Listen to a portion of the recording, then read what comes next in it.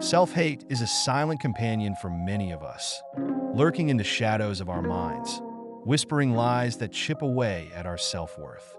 It's that nagging voice that tells us we're not good enough, not smart enough, not worthy of love or success.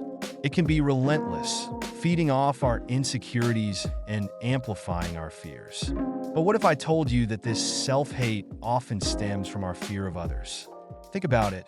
We live in a world where comparison is the norm. Social media bombards us with curated lives that seem perfect, leaving us feeling inadequate.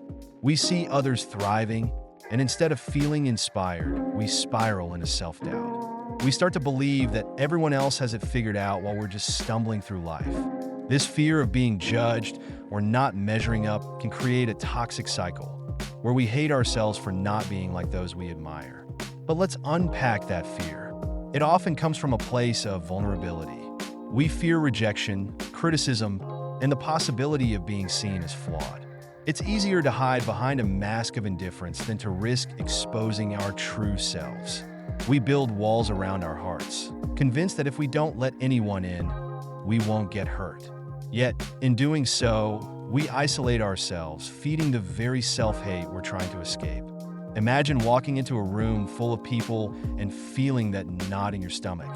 You scan the crowd, convinced that everyone is judging you. You might think, what if they see my flaws? What if they don't like me?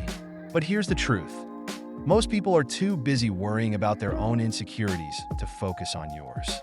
We're all navigating our own struggles, often feeling just as lost and afraid as you do.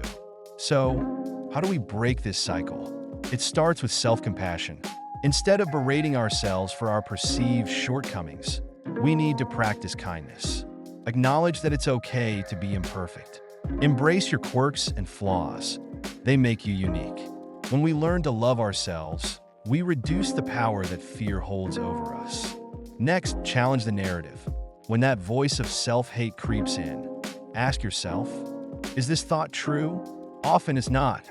We have the power to rewrite our internal dialogue. Replace, I'm not enough with I am enough just as I am. It's a small shift, but it can have a profound impact on how we view ourselves and interact with others. Engaging with people can also help dismantle that fear. Start small, initiate conversations, share your thoughts, and be open about your struggles.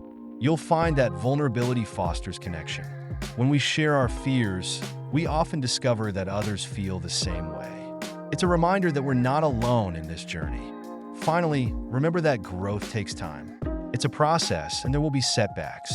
But each step you take towards self-acceptance is a step away from self-hate. Embrace the journey and don't rush it. Celebrate your progress, no matter how small. In the end, the fear of others often reflects our own insecurities.